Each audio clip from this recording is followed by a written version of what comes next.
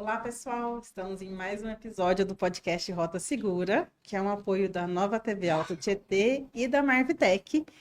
E hoje um convidado especial também, né? O Diogo, diretor de operações do grupo Apia, está aqui com a gente para falar um pouquinho da experiência que ele tem vivido nas rodovias.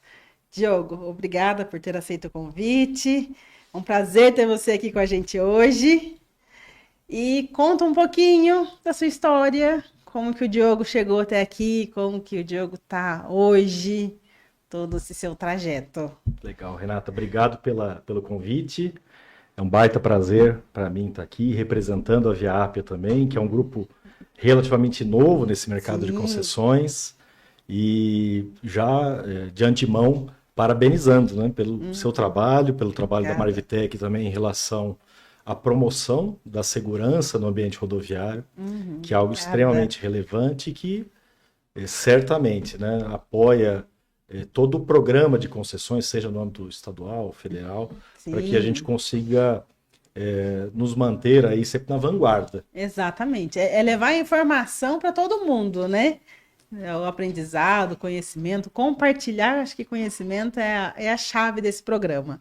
É isso. A gente trocar essas ideias. Muito legal. E, bom, contando um pouco, né, da minha história, atualmente, né, eu estou há cerca de 20 anos nesse mercado de concessões, já há bastante tempo, sempre dentro da área de operações. Né? Comecei lá em 2006, um pouco antes de 2006, lá no sistema Castelo Branco Raposo Tavares, né, trabalhando em diversas das áreas da área de operações, né?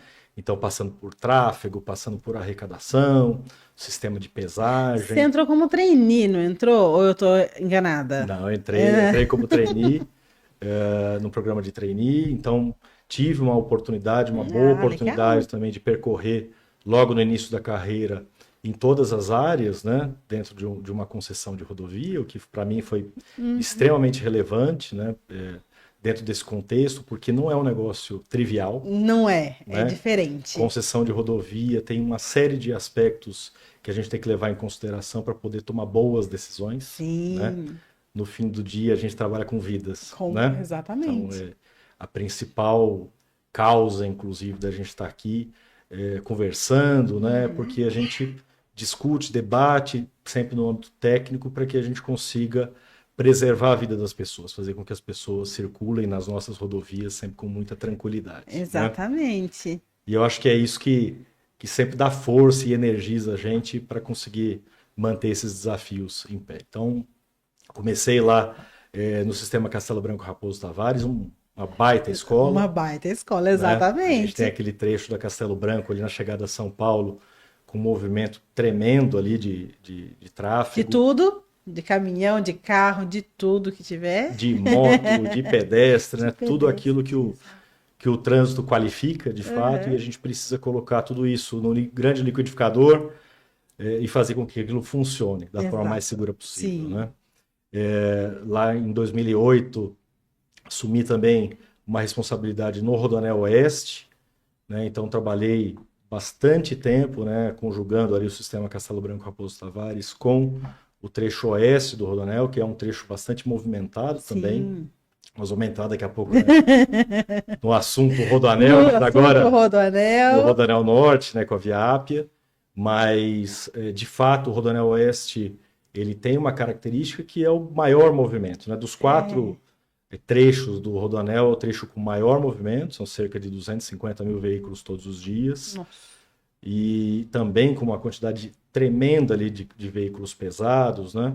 Então, uma complexidade bastante alta. Então, foi uma escola muito grande, né? Trabalhei junto com profissionais também muito qualificados, né? Que puderam dividir comigo ali essa jornada tão legal. Né? Em 2019, um pouco mais para frente, né?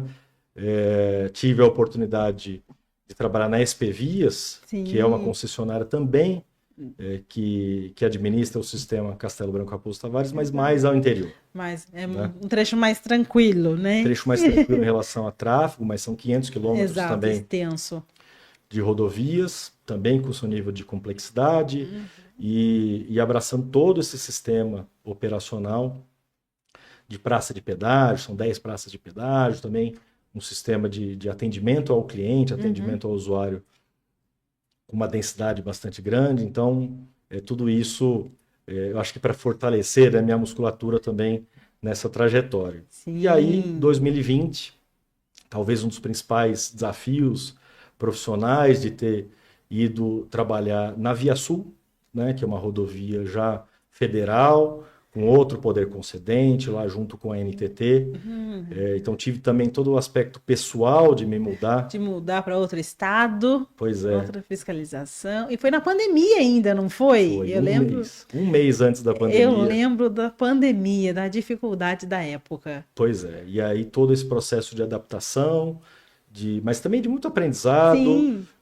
Eu acho que essas situações complexas, né, faz com que a gente também se desafie, Exatamente. inove, né? E eu acho que dentro do nosso mercado, eu acho que inovar é uma palavra muito importante, né? Inovar com responsabilidade para que a gente consiga dar passos para frente, né? Sim. Tornar os nossos ambientes cada vez mais adequados. Então, lá na Via Sul, fui para a Via Sul, 2, 3 meses depois, né, recebemos também a Via Costeira, dentro de um processo de leilão, também administrando 2 concessionárias, a Via Costeira no estado de Santa Catarina. Então, a gestão operacional ali também de cerca de 570 quilômetros na Via Sul, mais 220 quilômetros da BR-101 no trecho de Santa Catarina, lá no litoral sul do estado. Também um grande desafio, porque ali, desde o início, né? Então, desde o processo da assinatura do contrato, o período também de trabalhos iniciais, que foi bastante intenso, né? A gente trabalhou com uma turma muito qualificada naquele projeto. Foram muitos desafios relacionados também ao aspecto de segurança, muito equipamento de proteção e segurança lá, para que a gente pudesse mudar o cenário e transformar aquela rodovia numa rodovia muito qualificada sobre esse aspecto de segurança. Então, a Via Costeira, eu tenho um carinho enorme pela Via Costeira, por ter, né, participado da concepção. Do início, né? Eu acho que quando você participa do início, assim, você acaba... Claro, né, desenvolvendo um carinho, né? um carinho, porque você participou de cada detalhe, né? Do início ali, daquela transição. Imagino que deve ser bem... É bem interessante. Passa também por um aspecto, né? E o nosso negócio, você sabe muito bem, que ele passa por um processo de interação muito grande com a sociedade civil, Sim. Né, com os órgãos de uma forma geral, né, os órgãos públicos, as associações. Então, sempre passa por um processo de convencimento, né? No fim do dia, a gente está lá administrando um bem público, né, de forma diuturna. Exato. E buscando ali sempre a melhor condição, mas evidentemente que interferindo na vida das pessoas. Então, essa interpretação do que a gente aplica, né, no ambiente rodoviário, ele sempre precisa ser muito transparente para quem recebe aquilo. Então, eu acho que o trabalho que a gente acaba desenvolvendo não é só na engenharia, não é só na operação da rodovia. A hora que você vai para a parte mais prática ali, mais no chão da rodovia mesmo, aí... Exatamente. Aí muda. É isso aí. Ainda tem a questão cultural, né? De um estado para o outro. Pois é. Né? Então tem todo esse aspecto. Eu me lembro muito bem que Santa Catarina foi uma das primeiras rodovias com cobrança de pedágio no estado, né? Então, de fato, aquela sociedade local ali, ela precisou entender qual era o nosso papel naquele momento, o que a gente entregaria de forma tangível ali, em termos de segurança. Além de só cobrar o pedágio, né? Exatamente. Porque quando você chega com uma empresa assim, que começa a cobrar, o pessoal já fica meio... Desconfiado. Quem é esse povo? Que agora eu vou ter que pagar. Eu vou ter que pagar pedágio. Mas Qual que é a contrapartida? Exato. Né? Então, ali a gente fez, de fato, um trabalho muito qualificado. Estudamos muito o trecho, né, ao longo dos primeiros 7 meses, que foram os trabalhos iniciais, até que a gente efetivamente pudesse dar por concluído e ter uma rodovia já com todos os elementos dela funcionais. Né? E esse é o grande objetivo dos trabalhos iniciais. É você tornar aquilo que a rodovia apresenta, os elementos de engenharia, tudo aquilo que se apresenta no inventário rodoviário funcional. para que a gente, a partir dali, entrasse numa outra fase do programa, que é um programa de recuperação, é trazer à luz da norma vigente todos os elementos. Então, é um trabalho árduo, mas um trabalho muito gostoso, porque no fim do dia a gente consegue entender o nosso papel no contexto social. Né? E eu acho satisfatório. Que isso é muito interessante. Né? Bom, aí andando um pouco mais para frente, já voltando aqui, regressando para o estado de São Paulo, eu fui responsável por todas as rodovias federais do Grupo CCR, trabalhando ali também com um objetivo comum, né, de ter um nível de padronização, mas respeitando, né, as questões de diferentes contratos ali. Eu tive contato também com contratos do Rio de Janeiro, dentro da esfera estadual, dentro da esfera municipal também, no caso da Via Lagos, e no caso da Via Rio, né, a Transolímpica, respectivamente. Né? Então, foi um aprendizado muito importante também. Então, uma outra cultura, um outro tipo de usuário. Né? No caso da Transolímpica, da Via Rio, um usuário urbano, eminentemente urbano, com um sistema de túneis também muito moderno, então, qualificando ainda mais o aspecto técnico, né, de atuação.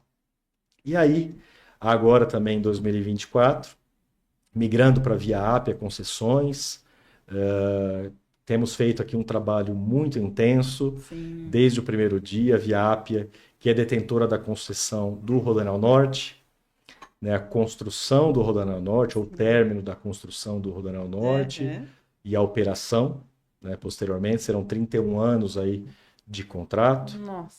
Mais recentemente, a Via Ápia adquiriu os ativos da AB Concessões, do Grupo AB, dentre esses, né, a Rodovia das Colinas, de novo Castelo Branco, Castelo Branco de volta. Vai ter uma missão com a Castelo, eu acho. Exatamente, SP300, SP75, Santos Dumont, SP127, que vai até Rio Claro, então, pouco mais de 300 quilômetros também, de um trecho bastante denso, em termos de tráfego, com uma operação bastante robusta.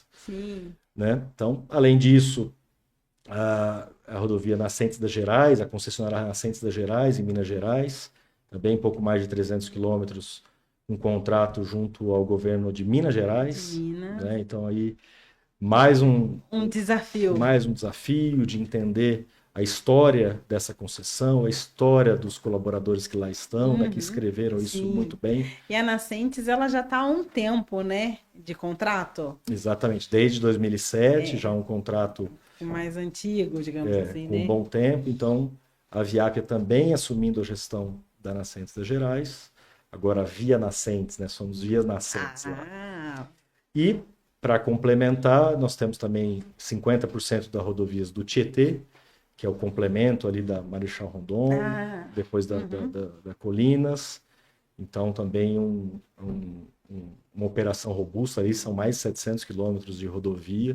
Nossa. Então, atualmente, a Via Ápia com cerca de 1.400 quilômetros administrados, né, e uma equipe bastante robusta, e nós temos mais de 1.000 colaboradores executando esses contratos e mantendo eles numa condição sempre buscando o respeito à vida e muita segurança. Isso. E você está hoje como diretor de operações do grupo. Exatamente. Então, ou seja, todos esses 1.400 quilômetros, a operação está respondendo para você. Exatamente. Faço parte desse time. Você está dormindo, né? Que a operação não para. Então... É um desafio grande, mas a gente tem uma equipe muito qualificada na ponta, né? Então, nós temos profissionais já que têm muita experiência, que conseguem aplicar lá sempre conceitos muito apropriados ali, para que a gente possa ter um melhor atendimento. Bacana. Diogo, conta pra gente como funciona a operação de rodovia. Quando a gente fala diretor de operações, o que engloba a operação em si? Fala como que funciona. Quando a gente fala, a gente é do setor de operações da concessionária. não só da Via Ápia, mas como um todo. Explica pra gente, porque a gente nunca teve aqui alguém de operações de fato. A gente teve o Levi, que é Que da legal. parte mais de obras, né? O pessoal mais de conserva. Teve o pessoal da Artesp que falou, mas de operação mesmo. O que que engloba? Isso O é. pessoal de casa, imagina que assim, a minha avó tá assistindo o programa, essas horas, e minha avó quer saber o que esse cara fala de operação, o que que é? Não é operação de médico. Ele explica numa linguagem tranquila para o pessoal entender tudo o que Claro. acontece. Acho que a operação da rodovia ela pode ser bastante simplificada pelo contato que a concessionária tem com aquele cliente que não simplesmente passa pela rodovia sem nenhum tipo de intercorrência, Sim. né? Então existe todo um aparato que está posicionado no ambiente da rodovia para que quando o motorista tem algum tipo de situação, seja uma parada por um problema mecânico, uma falta de combustível, ou mesmo um acidente, Uhum. que a rodovia de fato consiga fazer um rápido atendimento. Por quê? Porque o ambiente é um ambiente muito dinâmico, né? Exato, e Você não tem tem ali como. os veículos passando em alta velocidade, Sim. né? E o motorista muitas vezes ali não tem o determinado grau de risco, que Uhum. é ficar próximo ali, né, da Uhum. rodovia, mesmo num acostamento, a qual a gente desencoraja muito, Exato. Quando a né? gente vê aquele carro com a família inteira, deu uma pane no veículo, param no acostamento, aí desce todo mundo do carro. Pois é, E vou fica todo lá, mundo ali no acostamento, sorrindo, né? pois é, e a gente, por ter, né, esse conhecimento e acompanhar muitos e muitos Sim, anos, a gente percebe que há essa condição de insegurança. A gente já teve inúmeros casos, infelizmente, né, sim. de veículos que se perdem e acabam colidindo, se chocando contra o veículo no acostamento. Então a gente desencoraja fortemente, né, que Exato. o acostamento seja usado somente em situações de emergência.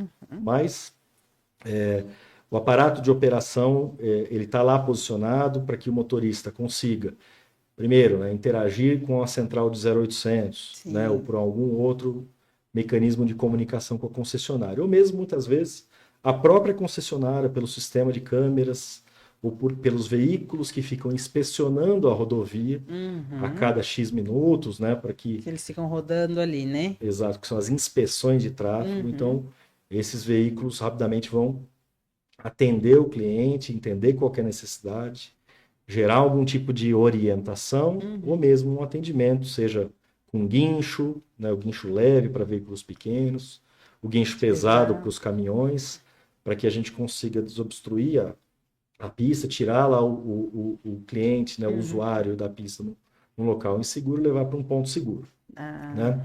Então, os serviços de guincho, eles funcionam dessa forma. O serviço de resgate, que muitas das concessionárias trazem dentro do contrato a obrigação de um serviço de atendimento pré-hospitalar, ele é uma atividade muito nobre, né? Nós temos lá profissionais da área de sim. saúde, que dentro de uma ambulância, seja uma ambulância de um suporte básico, Uhum. com técnicos de enfermagem, resgatistas, ou mesmo até com uma UTI Uhum. móvel, né? Com Sim. o médico intervencionista, o enfermeiro. Então, esses profissionais todos, numa situação de acidente, conseguem ali fazer uma intervenção também Uhum. bastante rápida e levar para o serviço hospitalar. Uhum. Por exemplo, o resgate, então, ele não é só para socorrer acidente. Ah, deu um acidente, eu chamo o resgate. Se eu estiver andando na rodovia, nossa, eu passei mal, senti uma palpitação diferente. Tô com alguém no carro que deu alguma coisa. Eu posso parar e acionar o resgate da Sem rodovia? dúvida alguma. No ambiente rodoviário, teve alguma indisposição, alguma situação, né, busque rapidamente ali parar um local seguro, Sim. acionar a concessionária rapidamente ao local. Isso, de fato, ajuda ali na velocidade do atendimento da vítima, mas também preserva os Uhum. terceiros, né? A gente no trânsito nunca está sozinho. Nunca tá sozinho, E é importante que a exatamente. gente tenha reações rápidas para que a gente consiga, de fato, evitar situações adicionais de risco, né? Sim. Então, E isso não tem custos. Se o meu carro parou na rodovia e eu precisei chamar o guincho de vocês, isso não, eu não pago a mais por isso. Isso já tá tudo no suporte de não quando eu paga, pago o Renata, pedágio, não né? paga nada mais por isso. todo esse serviço da concessionária é um serviço que já está incluído no programa de concessões, né? É um benefício, né, que o motorista tem ao circular no ambiente concedido. E eu acho que isso é o que faz, de fato, a gente valer a pena, Valer né, a pena, exatamente. esse ambiente, porque a gente tem todo esse aparato para o motorista nunca se sentir desamparado ou sozinho, né? Exatamente. Acho que na linha de operações nós temos alguns outros serviços, né? O serviço de apoio à fiscalização, por exemplo, no caso de pesagem, né? A gente conhece aquele modelo de balança, né, de pesagem para os veículos pesados, que hoje passa por uma transição tecnológica. Exato. Hoje a gente fala de pesagem em movimento, sem que o motorista tenha que adentrar algum posto. Aqueles base, recuos, né? Aqueles recuos, aquela fila que fica assim do lado da pista, dos caminhões. Exatamente. A ideia é acabar. Hoje esse processo de pesagem ele passa por um movimento de transição, de tecnologia. A gente está falando hoje de uma pesagem em movimento no próprio eixo da rodovia. Olha. E aí o motorista, de fato, não vai precisar nem ao menos reduzir a velocidade. Ele consegue passar na velocidade de operação, velocidade normal. Claro, é o ônus e o bônus, né? E aí a gente chama muito atenção para o motorista do veículo pesado, de que tenha muita responsabilidade junto ao seu embarcador para cumprir a legislação, para que verifique a pesagem do veículo antecipadamente, para evitar qualquer condição também, né? A gente sabe que um veículo com sobrepeso, ele faz com que o próprio equipamento não consiga performar da forma como o fabricante descreveu, e aí, no momento de fazer uma frenagem, por exemplo, muitas vezes ele não consegue fazer a frenagem quando está com sobrepeso e provocar um acidente grave. Então, a gente chama a atenção que esse movimento de fiscalização ele é bastante importante, mas quem anda dentro das leis não precisa nem se preocupar. Exatamente, né? Só continuar andando normal. Acho que no final do ano teve um acidente que o cara estava com excesso, né? Pois é. E acabou batendo num ônibus, que gerou toda uma polêmica. Pois é. E aí a gente não pode falar em fatalidade. Né? A gente tem que falar em responsabilidade. Exato. Né? Então, é muito importante que a gente, nós, né, como porta-vozes do assunto de segurança, a gente exponha esses aspectos que são relevantes do comportamento. Exato. E a importância de andar, igual você falou, dentro da lei. Né? Se andar tudo conforme, não vai ter problema, né? Pois é. Quando a gente fala de segurança, né, Renato? A gente fala daquele tripé famoso, né? Da engenharia, da educação e do esforço legal. Exato. Né? E aí, quando nós falamos, né, de ter uma rodovia adequada, uma rodovia duplicada, seja ela duplicada ou não, mas com um traçado adequado, bem sinalizada, bem protegida com seus elementos, né, de proteção, uma boa defensa metálica, bem implantada, exatamente. Um atenuador de impacto, uma barreira rígida. Então, todos esses aspectos, né, configuram ali o que a gente entende como adequado do ponto de vista de engenharia para preservar a vida do motorista que ali circula, né?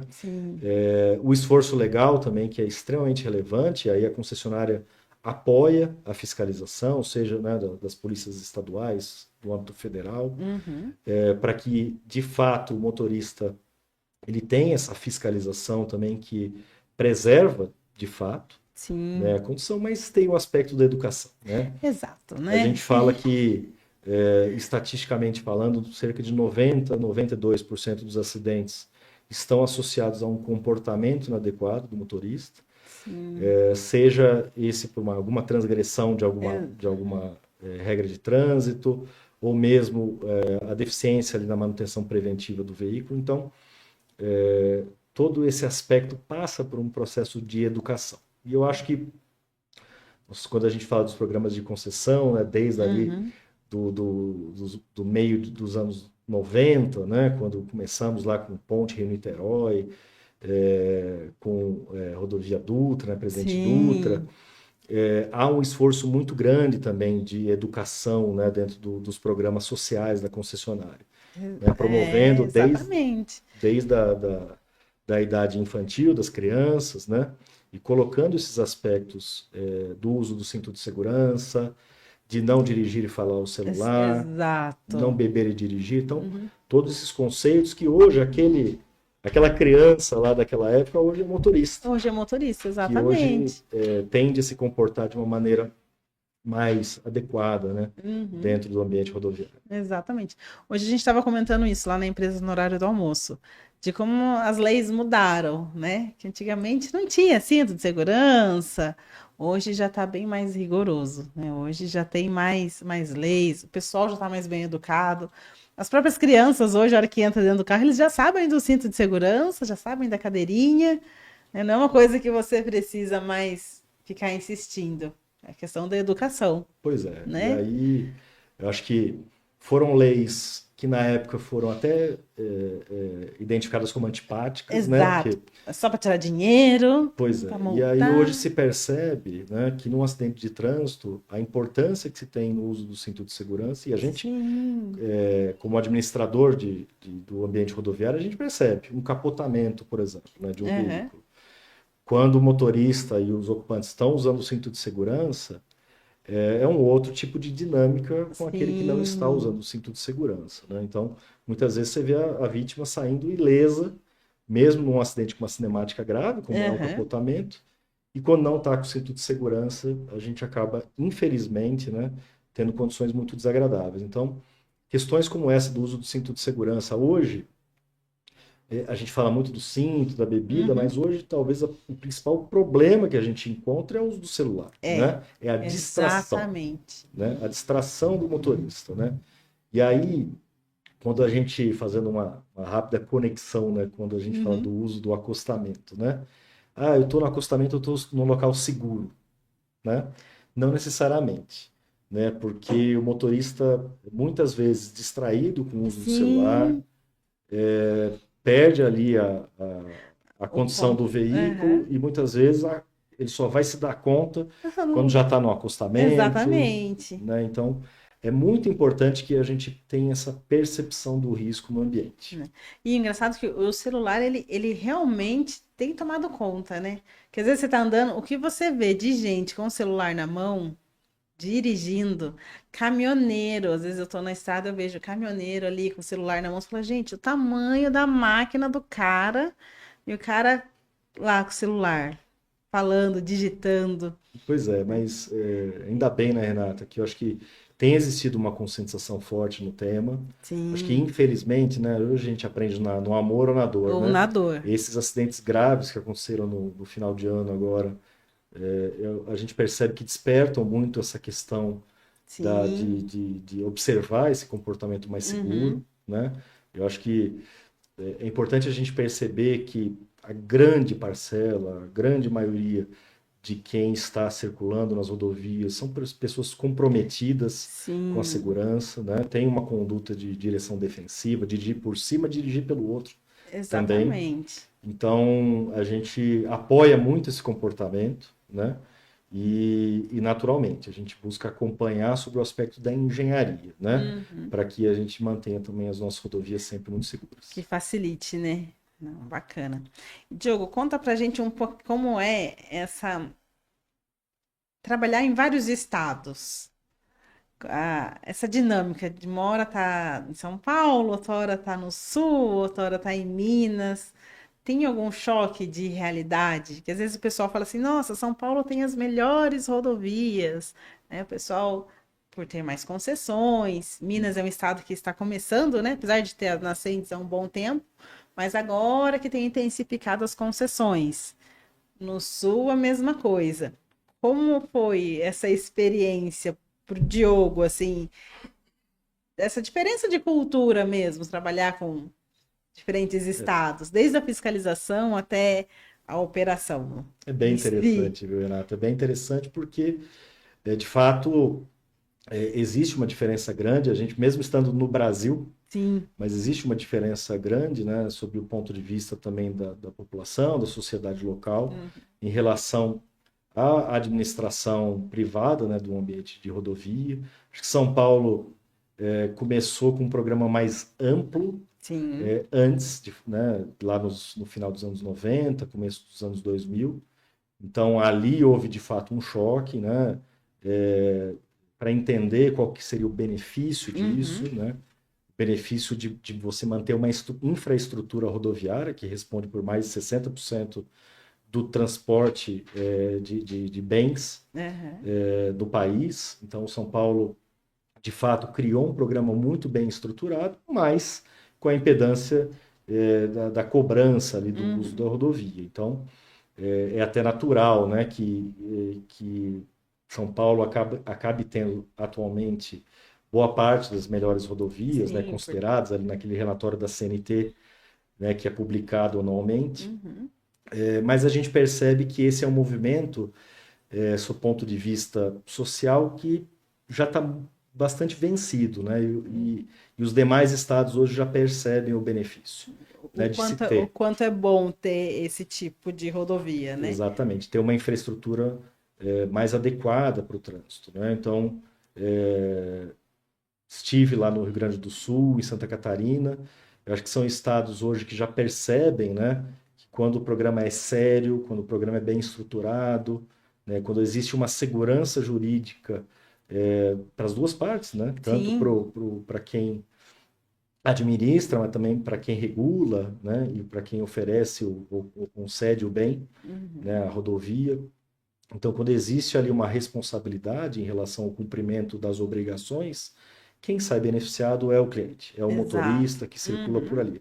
Porque ganha não só no aspecto de segurança, mas ganha no tempo de viagem, porque as obrigações contratuais, elas normalmente estão associadas a grandes investimentos, né, como ampliação de pista, duplicações, né, construção de vias marginais em segmentos mais urbanizados, construção de passarelas, né? Todos os dispositivos, né, para conectar melhor o ambiente da rodovia com os municípios. Então, a gente já percebe um amadurecimento, né? O Rio Grande do Sul é um excelente exemplo, porque teve um programa de concessões não muito bem sucedido no começo dos anos 2000, mas agora lançou um novo programa, um programa que nos parece estar muito bem equalizado e muito bem estruturado também, né?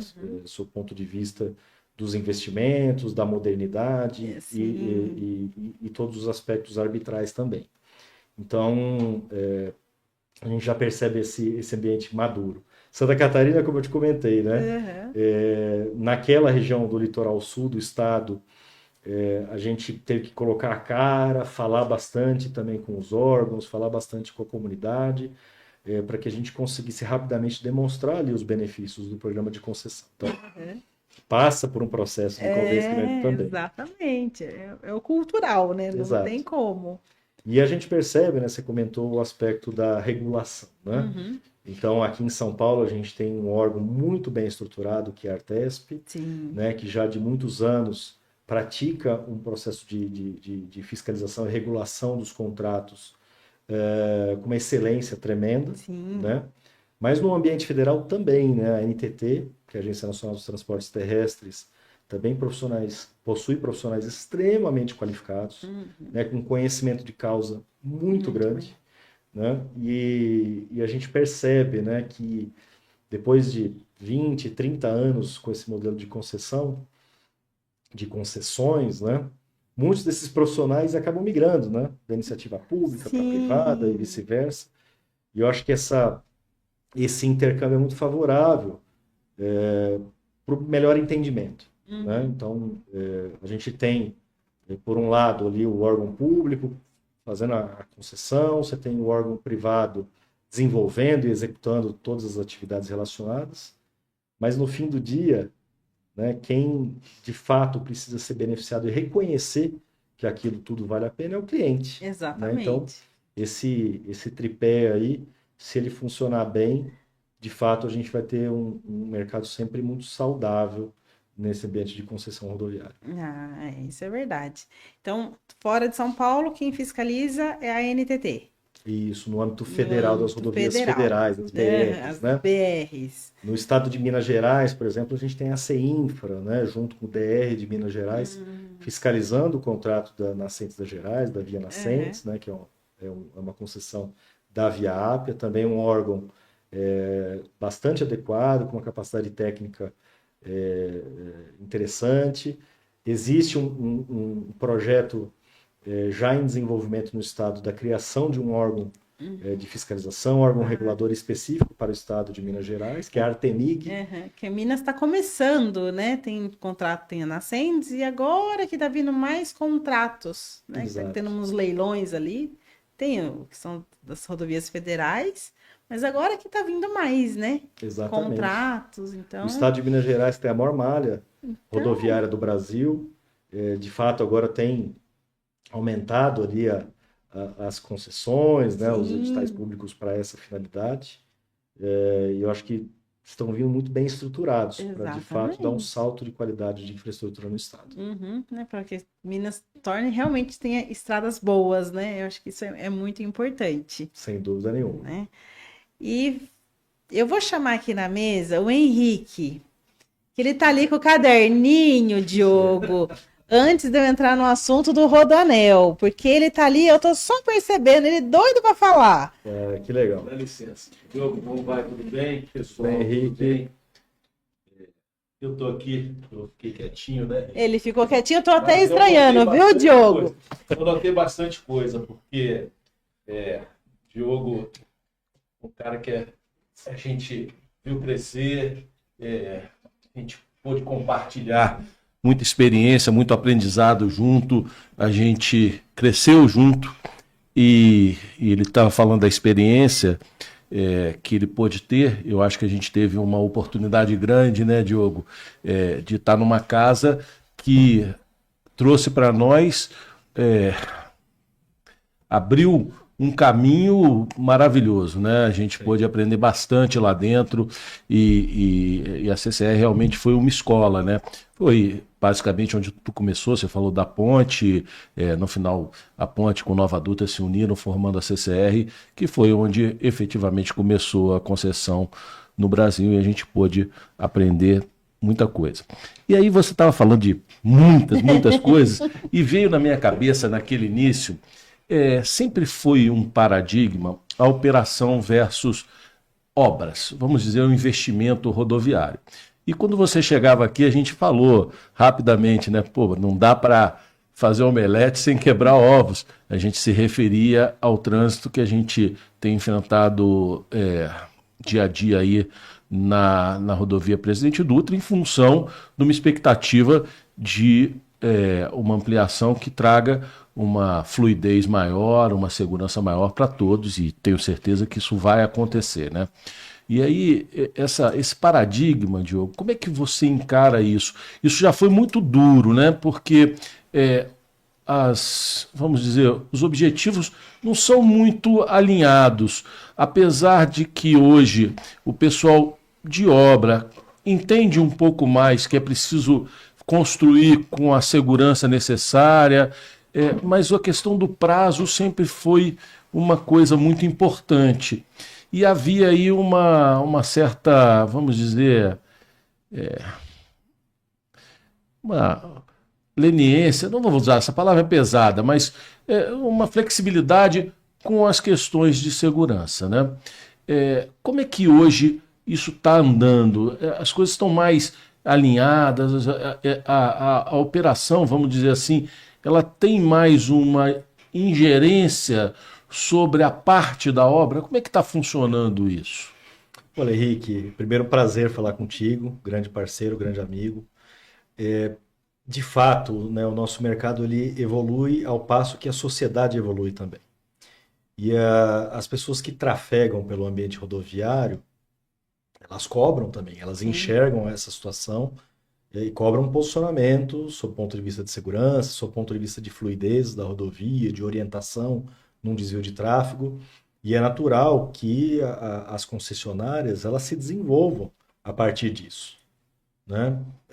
E eu acho que a interação, né, e o ponto de interseção ali, né, que é um ponto ótimo entre operação e engenharia, tem sido cada vez mais ajustado dentro do ambiente. Então, quando a gente fala de obra, a gente tem que pensar no planejamento dessa obra. E o planejamento dessa obra passa por uma interação grande entre todas as áreas de uma concessão de rodovias. Então, todo o impacto ele precisa ser devidamente planejado E aquilo que for mitigável, né, sob ponto de risco, sob ponto de vista de risco, deve ser aplicado, né? Então, quando a gente vai falar de desenvolver uma obra com um nível de complexidade alto, e quando o tráfego de fato está passando, você tem que conviver com o tráfego, né? Porque o tráfego não para. Daqui a pouco a gente vai chegar na obra do Rodoanel Norte. O Rodoanel Norte é o que a gente chama de greenfield, né? Sim. Está construindo uma rodovia nova.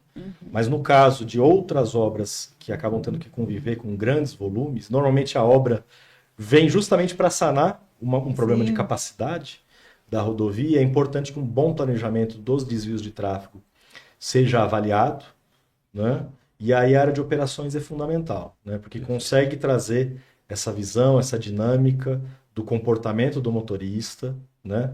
De quanto o motorista deve ser orientado com antecedência, né? Como que o motorista deve ser comunicado com antecedência e de que forma, para que de fato a gente consiga otimizar.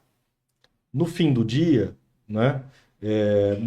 Muitas ocasiões a obra gera uma perturbação, né? Sim, E aí, por vezes, o motorista ele não gosta de não ser comunicado, de não ter uma alternativa, por exemplo, de não ter tido a chance de, pô, se eu pudesse sair mais cedo, se eu tivesse feito um outro trajeto. Exato. Né? Se eu já sei que ali vai ter um ponto de obra, já posso me organizar. Se eu já sei que vai ter alguma coisa ali, já dá uma mudada no roteiro, né? Pois é, e assim, em muitas ocasiões, de fato, a gente não consegue executar a atividade sem ter esse nível de perturbação.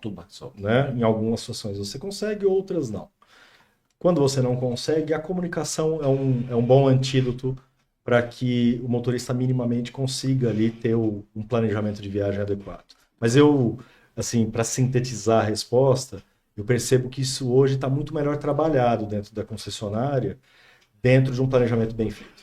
Que bom. Diogo, e aí eu recordo, desculpa, que eu era um defensor, ou pelo menos um questionador da posição dessa matéria segurança viária estar inserida, pelo menos na CCR durante algum tempo, na área de engenharia. Eu sempre entendi que essa questão era uma questão dúbia, que na parte de engenharia ela estava lá, mas em boa parte ela estava dentro da operação e eu tentava fazer, dentro do possível, essa ponte, né? E aí eu pergunto assim, nesses projetos novos, você está tendo a oportunidade de pegar um greenfield, mas tem outras unidades da Via Ápia que já estão em plena operação e a gente sabe que intervenção na pista é aumento de risco e potencial de sinistralidade. Essa visão de tentar adotar modelos inovadores que tragam menos intervenções ou que se já pressuponha a questão da conserva e da manutenção no futuro com menos intervenções e fechamentos de faixa, isso está mais ajustado? Como é que vocês têm participado mais diretamente, a operação tem participado mais diretamente da construção da solução de engenharia? Sim. E quando a gente fala de planejamento, né, o planejamento ele pressupõe isso, né, participação desde a concepção do projeto, né, então isso é evidente, né, quando você reduz ali a intervenção humana, né, do ser humano no fechamento de pista, isso além de gerar uma redução ali das questões relacionadas à fluidez da via, ela gera uma natural redução dos riscos associados, né? Daquele profissional que fica ali muitas vezes, né, junto ali naquele ambiente que é hostil, né, do tráfego passando em alta velocidade, e aí a gente sabe que esse profissional mais vulnerável no trânsito, ele sempre sai perdendo, né? Então, é importante que as tecnologias sejam bem aplicáveis, né? Vou citar um exemplo aqui, no Rodoanel Norte, por exemplo, nós teremos o Free Flow, né? Perfeito. O Free Flow já dentro da concepção do projeto, que é o pedagiamento sem parada, sem aquele modelo de praça de pedágio, que naturalmente vai reduzir a exposição do risco ali do motorista. O ambiente de praça de pedágio, por mais seguro, mais bem sinalizado que seja, ele provoca uma redução de velocidade, o posicionamento, então, portanto, esse impacto do motorista migrando para a pista automática, ou indo para a pista manual, a moto indo para a direita, e os veículos migrando para a pista da esquerda de alta velocidade. Aí até então, o cobrança automática, às vezes dá aquele carro não passa, exato. E freia, né? Eu tô dando risada que eu passei a folha aqui, eu falei assim, tem um monte de coisa para falar, né? Como você falou, uma hora não dá tempo, né, Diogo? Mas uma coisa importante você falou aí em relação a essas tecnologias inovadoras que trazem uma melhoria de segurança, existe, e aí você falava com a Renata na determinadas leis antipáticas, né, Renata? A gente falava do cinto de segurança, que inicialmente parece uma coisa antipática. Uma coisa importante que eu acho que tem tido uma resistência, e é uma questão até política mesmo, porque você vê o comportamento de alguns agentes políticos, mais do que o agente público, agente político querendo vender uma falsa ilusão de que o controle de velocidade ele é uma coisa negativa, enquanto a gente que trabalha com isso, a gente sabe o quanto ele traz de resultado positivo na operação rodoviária. Como é que as agências, de uma maneira geral, elas têm encarado esse desafio de, junto ao agente público, demonstrar a ele de maneira clara o resultado efetivo que esses sistemas de fiscalização eletrônica podem trazer e o benefício que eles efetivamente trazem, né, Diogo? Como é que você tem visto isso? Porque isso praticamente não está na concessionária, né? Ele está... eu não sei como é que está hoje. Na época que eu estava na concessionária, isso não era concessionária, né? A gente simplesmente era um agente operacional, mas a fiscalização não era feita pela concessionária porque ela não tinha poder de polícia e tudo mais. Explica um pouquinho isso para a gente, por favor. Os equipamentos de radar, né? Os famosos radares, os pardais, né? Existem algumas obrigações dentro dos contratos das concessionárias de implantação, então é um investimento previsto, né, em muitos dos contratos. Eu, particularmente, sou bastante favorável à utilização desses equipamentos de uma forma adequada, do ponto de vista técnico, né? Então, existem modalidades específicas, né, de controle de velocidade. Você tem o equipamento fixo, que em princípio ele deveria ser utilizado sempre em pontos críticos, né, onde o traçado da rodovia muitas vezes gera ali uma redução de velocidade, alças, acessos, né? Então a aplicação de equipamentos fixos onde há uma redução substancial de velocidade, eles são muito impactantes e muito positivos. Você tem os equipamentos portáteis, né, e os equipamentos móveis, né, que são aqueles em tripé e aqueles que são utilizados como pistola, que muitas vezes eles são utilizados ao longo do trecho para que o motorista mantenha a velocidade diretriz da rodovia respeitada, né? Então, a utilização adequada de cada um desses equipamentos, eles são extremamente necessários, né, para que a gente consiga ter um ambiente seguro. De novo, né, é uma minoria das pessoas, né, dos condutores que ultrapassam esses limites de velocidade. Sim. Ainda bem, né, que boa parte dos motores tem essa consciência do respeito, né? E eu entendo que essa questão, né, acho que você foi muito delicado, né, para não usar a expressão da tal da indústria da multa, né, que foi como popularmente as pessoas qualificaram, né, o uso dos equipamentos de controle de velocidade. Entendo também, ouvindo bastante, né, conversando com bastante profissionais da área, de que esse movimento ele reduziu muito. Hoje a gente fala com bastante gente da imprensa também, que representa esse clamor popular, já entende que é necessário que se apliquem elementos de fiscalização no trecho. Haja visto, né, todas essas tragédias que a gente tem vivido, né, no ambiente rodoviário. Então, são equipamentos importantes para que a gente consiga disciplinar e proteger aqueles que, de fato, estão fazendo uma condução segura dos veículos, né? Então, cada vez menos a gente percebe esse comportamento avesso, né, à fiscalização. Mas é sempre um item que a gente tem que estar atento. É um trabalho um pouco de missionário também, da gente explicar, se posicionar. eu entendo que hoje as agências reguladoras ou a polícia, eles têm uma preocupação muito grande, primeiro, né, da conduta à luz da lei, à luz das normas, com muita comunicação e muita sinalização, né? Exatamente. Então, os próprios regulamentos do CONTRAN já prevêem ali uma sinalização antecipada, uma sinalização junto aos equipamentos, né? De modo que o motorista ele não seja desavisado, né, em relação a essa condição. Em que pese todos nós termos por obrigação respeitar as leis de trânsito. Eu acho que a internet também ajuda bastante nisso, né? Porque hoje você consegue divulgar, consegue falar, né? E se a gente parar para pensar, é aquilo que você falou no começo do programa, aquelas pessoas que foram educadas há 30 anos atrás, são eles que estão dirigindo hoje. A gente tem uma resistência de um pessoal mais velho. Renato, eu vou pegar um gancho aqui de outro assunto que eu notei. Vocês falavam aí sobre essa epidemia do celular, né? Como causa da sinistralidade. E não tenho dúvida. Há 10 anos ou mais, quando eu estive nos Estados Unidos, eu vi uma placa assim, don't text, can wait. Que não era para digitar e que se podia esperar, né? Hoje, boa parte dos veículos já tem o sistema de viva voz, ou seja, para atender uma ligação ou falar por mais, ele não precisa tirar a sua atenção da via, ele pode fazer isso no seu próprio volante e falar isso carros, né, pessoalmente, mas o texto não, a imagem não.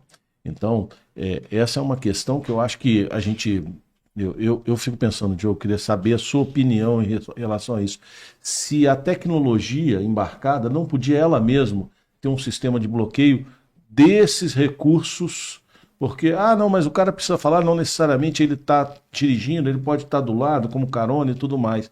Eu não sei até que ponto isso pode ser feito, porque nesse caso da educação que a Renata falou, por exemplo, eu sempre fui contrário. Eu tenho uma filha de 11 anos e há pouco tempo atrás eu discutia na escola que eu entendia que o celular não devia ir para a escola. E foi preciso uma legislação para que isso realmente ocorresse, porque a escola entendia que ela não tinha controle sobre isso, ela não podia fazer isso. E ela foi obrigada a fazer isso através de uma legislação. Com isso vai haver um aculturamento. E aí é a questão da cultura, é do cinto de segurança, é do cigarro que a gente vinha falando hoje também. Tudo isso é um aculturamento. Leva muito tempo, mas acaba acontecendo. Você não acha que tem meios de tecnologias já existentes que poderiam contribuir com isso e a resistência por parte de quem? Como é que você vê isso? Não, o que eu percebo é que os veículos, de uma certa forma, a tecnologia embarcada nos veículos são importantes para, de fato, ajudar no assunto segurança viária, né?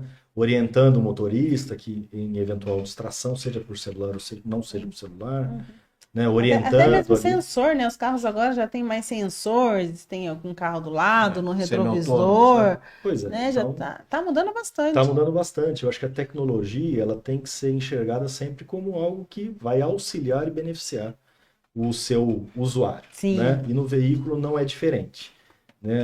Eu sempre gosto de trabalhar com a inovação olhando não pela excepcionalidade, mas pelo benefício que ela gera. Exatamente. Né? Então, a excepcionalidade a gente vai tratar. Né? Então, quando a gente fala de um aplicativo ou de alguma tecnologia embarcada no veículo que distrai o motorista, já existem alguns remédios em alguns aplicativos que não permitem, por exemplo, ou que deixam ali restrito certas funcionalidades. Né? E a tecnologia, né, a inovação de uma forma geral dentro da tecnologia, ela muitas vezes ela sai na frente da regulação. Claro. Né? Então, muitas vezes exige do poder público interpretar aquilo, uma agilidade, né? Entender como é o funcionamento, aquilo que traz de positivo e aquilo que traz de negativo, e regular. Né? E eu acho que a gente passa por um momento como esse para muitas situações. Né? Quando a gente fala de mobilidade urbana, quando a gente fala de trânsito, existem muitas inovações tecnológicas acontecendo, né? Sejam elas por produtos ou por processo, né? Por meio de se fazer, em que o Estado, muitas vezes, ali, ou né, o ente público está observando o comportamento e como aquilo consegue gerar de benefício ou de malefício. e regular aquilo. Então, acho que a gente passa um pouco por isso, né? Por esse momento, mas, de novo, né? Eu acho que a tecnologia embarcada no veículo é algo que precisa acompanhar. Como a engenharia evolui, como o comportamento do motorista evolui, né, a legislação evolui, eu acho que questões associadas ali a benefício dentro do veículo embarcado para auxiliar o motorista são sempre bem-vindas. Sim. Falando em tecnologia, tem uma pergunta ali do Felipe Domingos. Ele está acompanhando o programa com a gente já há alguns episódios. E ele pergunta sobre o Free Flow, né? Legal. Explicar para quem não tem conhecimento, para quem não sabe nada, como funciona e como os usuários pagam e como o operador lida com as evasões. Eu acho que eu tô ficando velha. Eu tive a pequena sensação que eu tô ficando... Exatamente. Eu tô de óculos aqui, eu tô lendo tudo aqui. Ô, Diogo, deixa eu só dar um depoimento. Aconteceu isso comigo essa semana. A questão da evasão. Olha que interessante. Eu deixei meu carro na concessionária e peguei um outro carro. E eu absolutamente esqueci que esse outro carro não tinha o TEC. E passei. Passei, por sorte a cancela não baixou, não teve problema algum. E aí eu, pô, o que eu faço? Como eu tenho muitos amigos, eu liguei pro Keller, falei, Keller, o que eu faço? Falei, entra no aplicativo e paga. Simples assim. Do aplicativo? Simples assim. Foi assim que eu fiz. Entrei no aplicativo, botei a placa do carro e paguei, sem nenhum problema. Mas qual é o aplicativo? Da CCR, da CCR. Olha. Põe lá a placa do carro e aparece lá. Isso eu não sabia. Pois é, o pedágio também vem passando por um processo de transformação tecnológica, né? Há muitos e muitos anos que a gente convive com aquela praça de pedágio grande lá, né, aquele espaço enorme, né, do garrafão de entrada e saída de uma praça de pedágio, que gera um impacto social, porque há necessidade de desapropriação. A gente, como eu disse, né, todos os aspectos relacionados à segurança, de ter lá todas as manobras dos motoristas. Do submarino na frente. O risco de ter um obstáculo, né, no meio da rodovia. Além da impedância, né, do aspecto também do motorista ter que fazer a frenagem, o aspecto ambiental, de todos os poluentes que são gerados em função disso, né? Então, já há alguns anos, né, vem sendo desenvolvido, né, o processo do Free Flow, que é o pedagiamento eletrônico. Isso já é uma realidade em outros países, Estados Unidos, Europa, que é, na verdade, o pedágio em fluxo livre, né? Então, a rodovia ela é equipada com equipamentos de câmera, de sensores, que conseguem identificar a etiqueta eletrônica dos motoristas, né, dos veículos, em alta velocidade, né, na velocidade da rodovia, e aqueles motoristas que não possuem a etiqueta eletrônica, o tag, são identificados por meio da placa. E aí, posteriormente, a legislação brasileira atual fala que em até 30 dias o motorista poderá entrar no aplicativo, no meio de comunicação destacado pela concessionária para realizar o pagamento. A consulta pela placa daquela passagem e realizar o pagamento sem grandes problemas. A partir do 31º dia, esse motorista estaria sujeito já a uma multa por evasão de pedágio, artigo 209 do Código de Trânsito, uma infração grave, R$ 195,23 de multa. Então, é importante que o motorista fique atento ao circular na rodovia, identificando ali a modalidade de cobrança, né? E essa modalidade vai geralmente estar, quando eu entrar numa rodovia que tenha Free Flow, vai estar identificado. Estará identificado. A princípio, né? E as concessionárias, até isso virar um hábito. As concessionárias hoje têm feito uma sinalização bastante ostensiva. Por quê? Porque nós estamos num processo de transição de tecnologia. Exato. Né? Então, hoje nós já temos rodovias com a BR-101 no estado do Rio de Janeiro com 3 pórticos de Free Flow. A gente tem a rodovia Presidente Dutra na chegada a São Paulo sendo preparada também para ter a cobrança por meio do Free Flow. No estado do Rio Grande do Sul, na região da Serra Gaúcha também, com pedagiamento. Em Minas Gerais também, já com pedagiamento em Free Flow. E no nosso caso concreto aqui, que a gente vai explorar bastante, no Rodoanel Norte. Né? O Rodoanel Norte são 44 quilômetros de rodovia, né? Interligando ali as rodovias Fernão Dias até a rodovia dos Bandeirantes.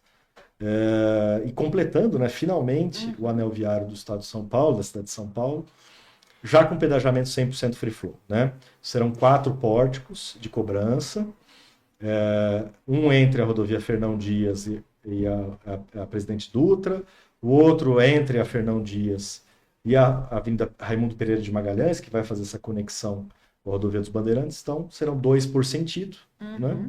O rodoanel, ele tem um conceito circular, então é pista interna, que é para dentro da cidade de São Paulo, e externa para fora de São Paulo. Serão 2 pórticos de free flow em cada um dos sentidos. E o motorista poderá ou não encontrará praça de pedágio lá, né? Ao adentrar vai ter uma sinalização ostensiva, com a concessionária informando os meios de recebimento, né? Para o motorista que não quiser entrar no aplicativo ou não tiver familiaridade com tecnologia, nós teremos 2 postos de atendimento chamados SAUs, Serviço de Atendimento ao Usuário. Nós disponibilizaremos 2 SAUs, e nesses SAUs teremos totens para pagamento com cartão. Então, o motorista terá condições ali para fazer seu pagamento. Eu entrei no rodoanel, se eu não tiver o meu tag, ele vai ter leituras da minha placa, certo? Exatamente. Então, a câmera vai capturar lá a minha placa. Quanto eu rodei, se eu passei por um port, por um free flow, vou pagar aquele valor. Então, eu não vou pagar mais com dinheiro. Então, ou eu entro no aplicativo e pago, ou vai ser descontado do meu tag, ou para quem tiver mais dificuldade, eu posso parar numa base dessa e emitir lá o quanto eu gastei. E já realizar o pagamento. Isso. Exatamente. Então, a nossa expectativa é que, de fato, muitos dos motoristas, né, que vão circular pelo trecho norte do rodoanel farão a aquisição dos equipamentos, né, dos tags, porque, de fato, né, isso reduz muito o tempo de viagem, essa preocupação também, né, de ter que entrar no aplicativo e fazer o pagamento. E é uma tecnologia que está sendo bastante difundida, né? Os projetos, de uma forma geral, no Brasil, já estão sendo concebidos com a aplicação do Free Flow, né? Então, a gente deve ter uma migração em massa nos próximos anos, e a praça de pedágio, ela pode ser um elemento aplicável, talvez para projetos menores, com um nível de tráfego mais baixo, mas o Free Flow, de fato, pedágio eletrônico, ele é uma realidade. Diogo, eu acho que isso não tem volta, né? Eu entendo que muito provavelmente nós não teremos mais nos novos projetos a praça de pedágio física. Eu acho que seria um retrocesso em relação a tudo, a segurança, não só viária, quanto a segurança pública. Vocês falavam aí um pouco antes de segurança pública também. A gente tem casos em que a praça de pedágio é objeto de problemas de criminalidade, de assaltos, né, de explosões, de coisas recentemente realmente teve no litoral. Então, eu acho que é um caminho sem volta. E o Free Flow, eu não preciso reduzir a velocidade igual na praça de pedágio. Não há essa necessidade. Eu andando na velocidade da via... A tecnologia, ela consegue captar, mesmo com a velocidade diretriz da rodovia, então não há necessidade mais de redução né, dessa velocidade. É importante que o motorista fique atento a toda a sinalização, tenha ali acesso e baixe já o aplicativo da concessionária, aquele que não possui tag, se conecte com a concessionária também para receber informações, para ter a informação privilegiada lá em relação à condição de tráfego. Isso é bastante relevante também, especialmente nesse ambiente, que nós estamos num ambiente bastante urbano. Em relação ao aspecto de segurança pública, que é um tema muito relevante, né, e pegando um gancho do que você falou, dinheiro é um aspecto que vem sendo cada vez mais descontinuado. Exatamente. Né? As pessoas, de uma forma geral, têm usado muito cartão, o próprio celular como uma forma... O celular facilita muito. Exato. E, de fato, a praça de pedágio ela acompanha. Lembra que eu falei que as concessionárias, de uma forma geral, acompanham a evolução social? Sim. É isso, né? Entrega-se para a sociedade o que é de expectativa, né? As pessoas não querem mais portar dinheiro físico, Exato. seja por um aspecto de praticidade, seja por um aspecto de segurança pública. Em que pese, as praças de pedágio hoje, elas terem pouquíssimo, né? Dinheiro circulando, né? Tanto Dinheiro que circulando. já passa até cartão, né? Eu lembro que tem algumas praças que a gente passa que fala pista do cartão para você pagar. Depois que eu furei o pedágio, na primeira e na segunda eu paguei com cartão. Pois é. Foi uma facilidade também. E aí, Diogo, você está falando aí dessa questão da evolução tecnológica e dos processos, tanto o S-Win, quanto o Free Flow, e quanto os sistemas de fiscalização.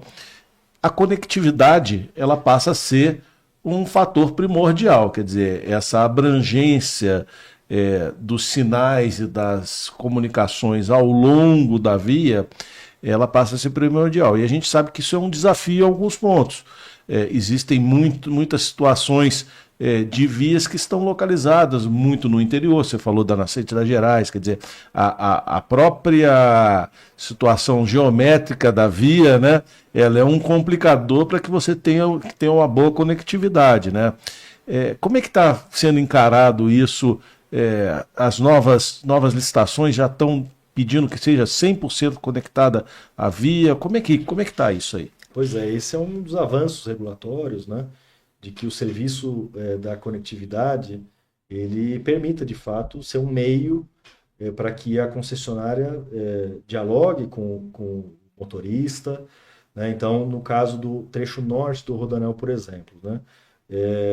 Existe essa obrigação contratual de um sistema tipo Wi-Fi, né?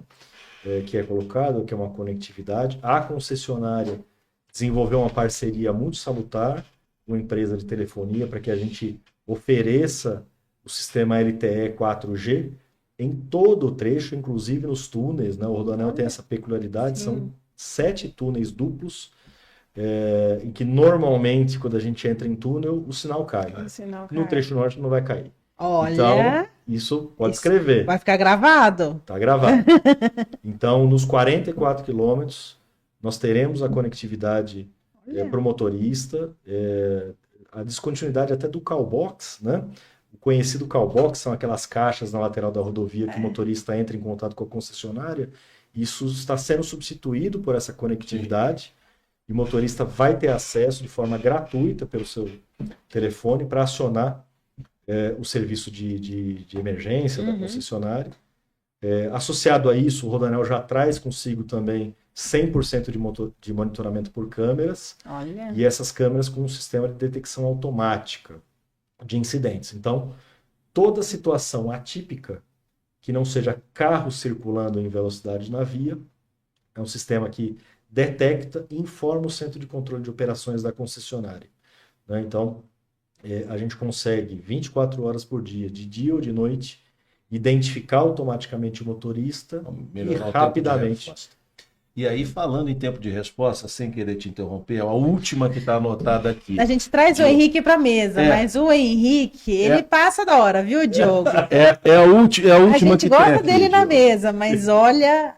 Falando em tempo de resposta, você usou uma palavra que é a palavra que a gente tenta fugir dela o tempo inteiro, que é a tragédia. Você citou em algum momento, você falou a tragédia, e a gente passou por uma tragédia no ano passado, no início do ano, mais ou menos nessa época, talvez um pouquinho mais tarde, que foi lá no Rio Grande do Sul, foi lá na região que você operou, e a gente percebeu que, nessa hora, a gente percebe que a concessionária faz diferença, nesse tempo de resposta.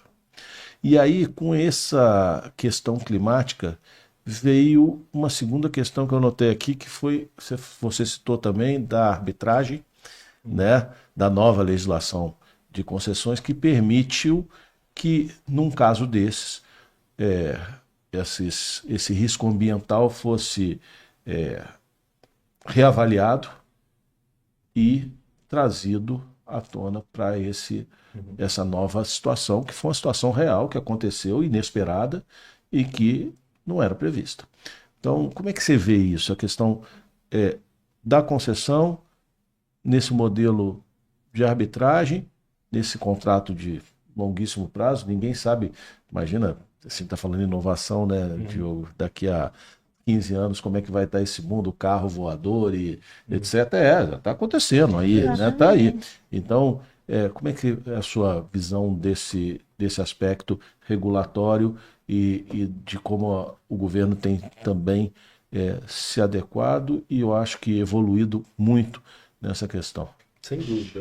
Eu entendo que ao longo das etapas, né, dos contratos de concessão, e aí tanto na esfera federal quanto no estado de São Paulo, por exemplo, que já tem algumas etapas, né, de contratos, e os contratos eles vêm se modernizando, esses riscos eles vão sendo mitigados, né? E a matriz de risco, à medida que os riscos são bem alocados, né, e são conhecidos, naturalmente que se precifica melhor e há uma segurança maior da continuidade dos serviços, né?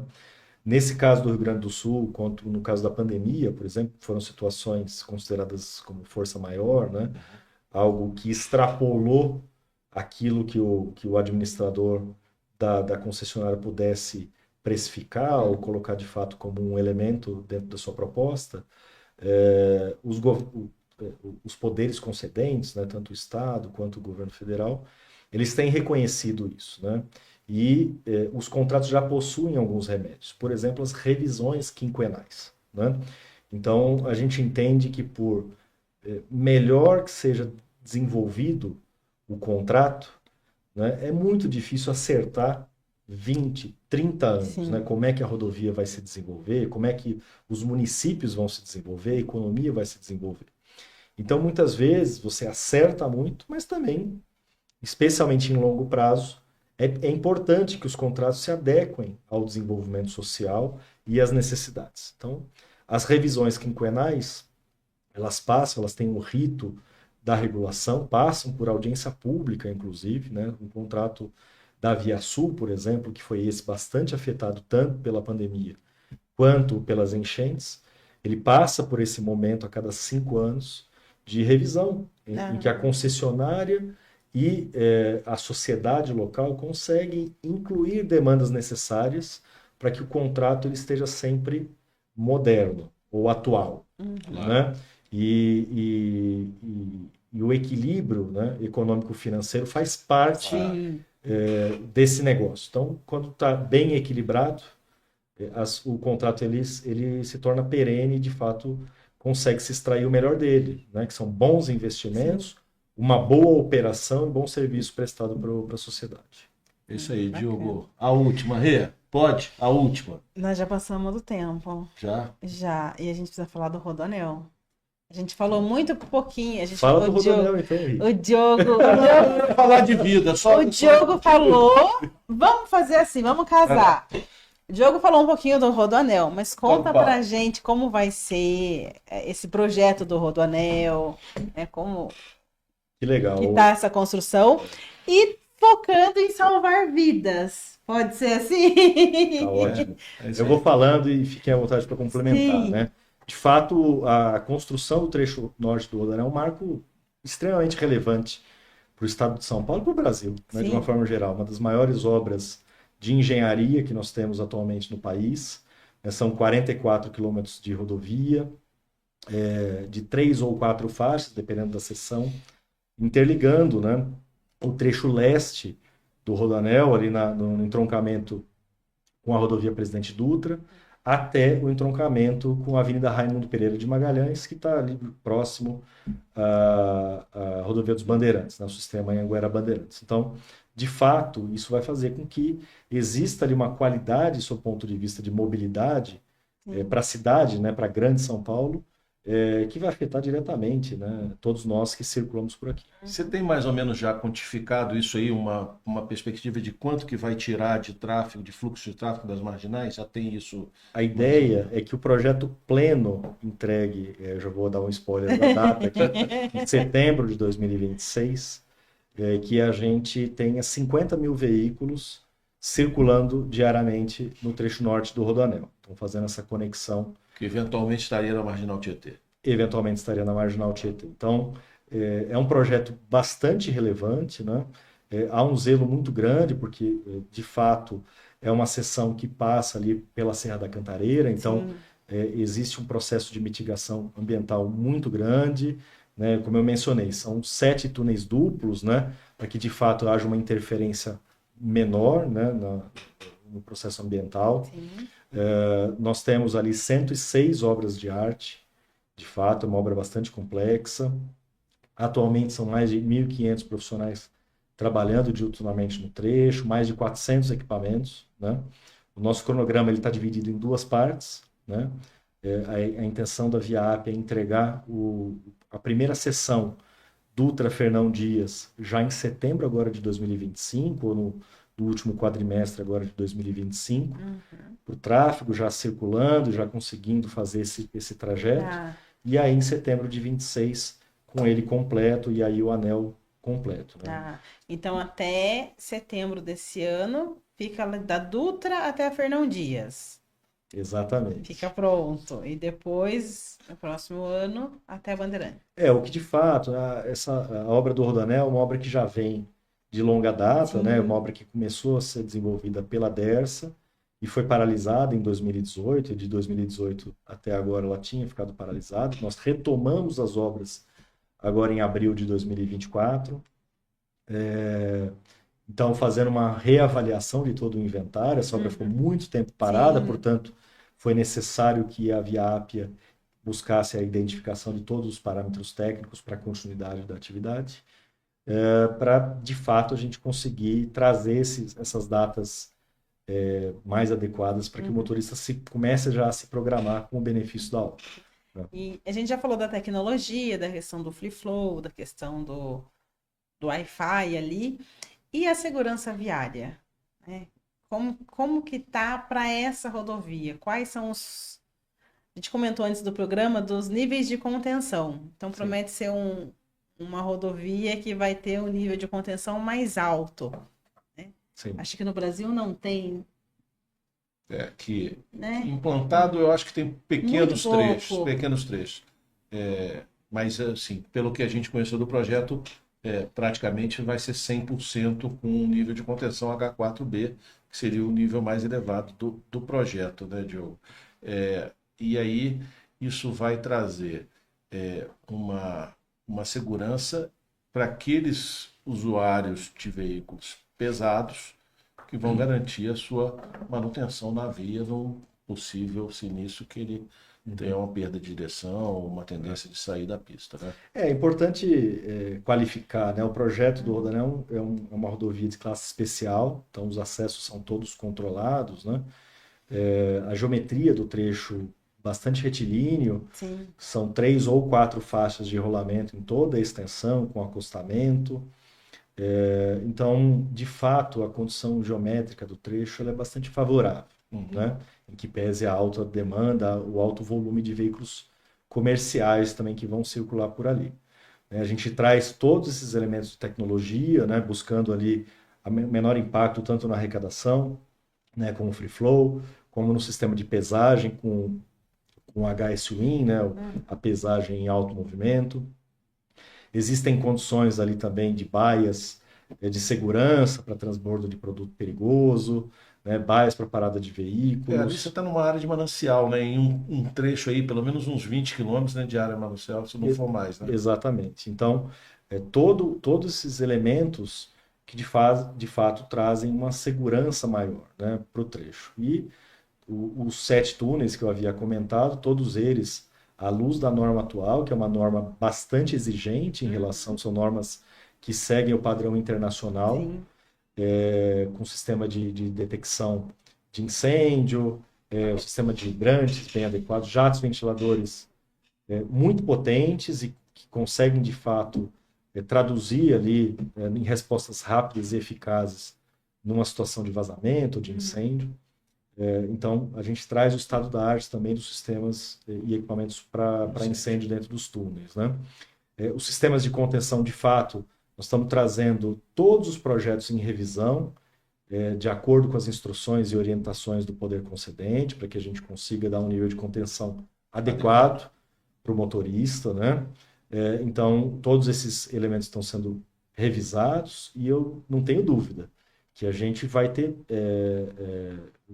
vai ser de fato um padrão, um modelo de segurança de rodovia. E a intenção da VIAPia é que a gente sempre trabalhe com o conceito de 0 mortes. Né?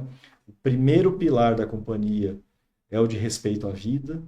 Então, quando a gente fala de operação, engenharia, o papel de cada um, na verdade, somos todos responsáveis por segurança. E eu acho que esse tem que ser o aspecto fundamental para a gente entregar um serviço de qualidade. Muito legal, né? Muito bom, Inclusive, a gente observou isso na prática, numa vistoria que nós fizemos junto lá. Absolutamente todo mundo devidamente sinalizado, colete, capacete, operação cuidado, muito bem feita, parecida nas vias de acesso, as vias de serviço. Foi muito legal. E aí, falando em serviço, uma coisa que eu queria perguntar, Diogo, porque a gente sabe que nessas vias classe zero, a questão dos postos de serviço, ela é restrita. E aí você vai ter um longuíssimo trecho aí sem posto de serviço. Eu acho que, se eu estiver falando bobagem, você está desde da Dutra até praticamente, acho que não tem posto de serviço, eu não me lembro de ter posto de serviço. No outro Rodoanel também não tem, né? Não tem. O Rodoanel, ele vai passar por um processo de adequação em relação aos pontos de parada. A nossa ideia, a nossa intenção em conjunto com a Artesp, e a Artesp enxerga com uma visão muito adequada e muito moderna em relação a isso, de nós trazermos pontos de parada de descanso para os veículos comerciais e também postos de serviço. Né? Já existe algum nível de regulação em relação a trazer os postos de serviço para o Rodoanel sem desconfigurar o projeto, a classe da rodovia. Então, de fato, esse que sempre foi um problema, né, dos antigos trechos do Rodoanel, que são longos percursos, sem ali um ponto para abastecimento, para parada, eles devem ser equacionados. Você que operou o trecho oeste, tinha casos bastante de pane seca? Tinha bastante, né? E aí foi muito importante um trabalho da concessionária junto com os parceiros das concessionárias de rodovias adjacentes, de sinalizar, orientar o último posto, para que ao adentrar do Rodoanel já adentre com um nível de combustível adequado, né, que se programe sua viagem. Então, essa é sempre uma preocupação, né, porque apesar de ser algo punível, né, dentro do Código de Trânsito Brasileiro, né, a pane seca, né, a falta de combustível, que isso de fato é uma obrigação do motorista ficar atento a esse aspecto, que pode gerar um acidente, mas é importante também que o administrador da via oriente bem, comunique bem para o motorista também ter atenção ao tema. Exatamente. Uma coisa legal que eu vi no Rodoanel, do Rodoanel Norte, é a questão do som, aquele abafador. Eu achei muito interessante a preocupação, o acústico. O acústico. A preocupação de abafar, né, esse ruído para não atrapalhar quem está em volta. Pois é. Isso eu achei muito legal. O projeto do Rodoanel é um projeto bastante antigo, né? Da década de 80, de 90. E, de fato, o município de São Paulo, a grande São Paulo, ela foi crescendo, né? E foi ampliando ali a sua condição. O Rodoanel hoje está num raio de mais ou menos 21 quilômetros, né, do centro de São Paulo, e as comunidades de periferia, elas foram... Já avançaram bastante. E, de fato, aí a concessionária, ela precisa, né, ou quem vai construir o Rodoanel, precisa, de fato, mitigar os ruídos, né, que são gerados pela rodovia. São fortes os ruídos, né, dos veículos circulando. A gente tem ali como eu disse, né, serão 50 mil veículos circulando, e o atrito, né, do pneu com o asfalto gera um ruído bastante alto. Sim. Então, existe essa condição de aplicação de barreiras acústicas, reduzindo ou mitigando esse ruído para aquelas comunidades que estão próximas à rodovia, mantendo ali a qualidade de vida das pessoas. Sim, né? Legal.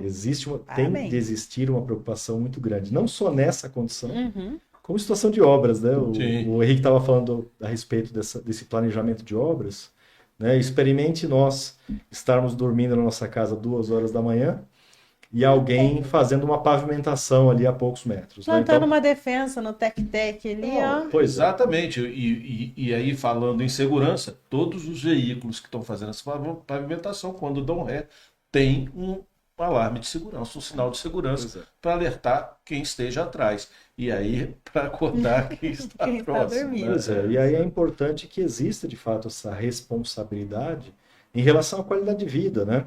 de quem está ao entorno da rodovia, né? Seremos vizinhos, né, por 30 anos, 25 anos, Exatamente. e essa preocupação com quem está ali ao entorno, ela é extremamente relevante, ela tem que ser sempre equacionada. Uma outra, uma outra pergunta, Diogo. Hoje no Rodoanel, quando a gente está andando no outro Rodoanel que a gente já roda, eu tive uma experiência de estar fazendo uma vistoria e eu parei o carro para fazer um levantamento que o Henrique pediu para eu fazer. Da... Ele manda eu para rodovia. De vez em quando eu levo bom. ele para queimar a careca dele. Que bom. Eu mando ela para rodovia, ela me pega Ela para descontar, para eu exato. caminhar 20 quilômetros. E eu lembro que assim que eu parei, logo uma viatura da polícia chegou, abordando para que eu não ficasse parada ali, porque tem riscos, até de assalto. Uhum. Como vocês preveem isso no Rodoanel Norte? Porque eu vou ser uma usuária, porque eu tô ali do lado da Fernão Dias, então provavelmente o Rodoanel, até para ir para Tatuí, às vezes eu corto, vai ser muito mais fácil pra gente. E eu, às vezes, estou dirigindo sozinha. Como que você vê essa questão o Rodoanel prevê essa questão da segurança? Além das câmeras que vão ser monitoradas dia e noite, vocês têm algum projeto para... Fechamento da faixa de domínio. não sei se é fechamento, minimizar isso. A concessionária, desde o primeiro dia, sempre teve essa preocupação, né, do aspecto de segurança pública e da proximidade das comunidades ali junto ao trecho, né? E que, eventualmente, isso pode trazer circulação das pessoas, e é uma preocupação muito grande nossa, até sob o ponto de vista de segurança viária, né? De atropelamentos Sim. e assim por diante, né? O ambiente da rodovia, ele não permite, muitas vezes, especialmente no caso do Rodoanel, que existe uma demanda de tráfego muito alta, que os pedestres circulem, né, nas proximidades, que podem, de fato, se colocar numa condição de risco. Existe um projeto em desenvolvimento junto com a Artesp muito preocupada, né, também com o tema, de promover o Rodoanel mais seguro, né, que é um conjunto de ações da concessionária, junto com a Artesp, junto com a Polícia Militar Rodoviária do Estado de São Paulo, que tem sido protagonista, né, na atuação. E a partir daí, desenvolver mecanismos, né, tanto de monitoramento, como de atuação, e como de, eventualmente, até cercear o ingresso ali no ambiente da faixa de domínio da concessionária, evitando essa situação aí de que o mais vulnerável, que é o pedestre, fique junto ali com o menos vulnerável, que são os veículos, né, os veículos leves, os veículos pesados. Então, o projeto Mais Seguro, Rodoanel Mais Seguro, ele tem essa concepção, né, de traduzir esses elementos de aplicação de elementos para cercear o ingresso, de iluminação também em todo o segmento e de um monitoramento diretamente conectado à Polícia Militar Rodoviária, né? Por quê? Porque a polícia, ela tem de fato essa atuação e essa autonomia para executar a fiscalização dentro do ambiente, e junto com a tecnologia desenvolvida pela concessionária, a gente consegue de fato dar uma solução muito legal. E aí eu queria abrir um parênteses aqui para agradecer muito o apoio e empenho da Polícia Militar Rodoviária do Estado de São Paulo, que tem feito uma atuação brilhante, né? A gente tem tido, junto com o 6º Batalhão de Policiamento Rodoviário no Rodoanel, na figura do Major Rossignoli, uma grande figura, protagonista. Fato é que nós estamos, na construção do trecho, também disponibilizando 2 edificações para a Polícia Militar Rodoviária. Uma delas, inclusive, será a sede do 6º Batalhão, e a gente espera que essa sede, de fato, traga ali uma condição adequada para que todos os policiais tenham o conforto devido para cumprir com as suas atividades de uma forma muito interessante. Trazendo, inclusive, segurança para as comunidades lindeiras, né, o Diogo? E nesse sentido da segurança, uma pergunta, uma curiosidade, não tem previsão de pontos de ônibus ao longo do Rodoanel, tem? Não tem. Ótimo. É isso em todos os 4 trechos do Rodoanel. Não há essa previsão de ponto de parada de ônibus. E, de fato, é importante que a concessionária, né, a todo momento avalie, fiscalize, identifique se tem alguma situação inadvertida, né, dessas condições que possam colocar os motoristas em risco, e atuar junto com as empresas, com eventuais empresas de ônibus ou mesmo com a regulação, para que a gente consiga manter o padrão de classe especial no trecho. Bom, eu acho que é isso, porque a gente extrapolou bastante hoje. E se deixar, a gente continua falando. A Renata olha para mim como se eu fosse um criminoso. Mas eu digo, não é sempre que a gente tem a oportunidade de contar com uma pessoa com a sua experiência. Todas as pessoas que vieram aqui foram muito elucidativas. Se deixar, a gente conversa muito, mesmo. Mas a gente tem uma certa proximidade.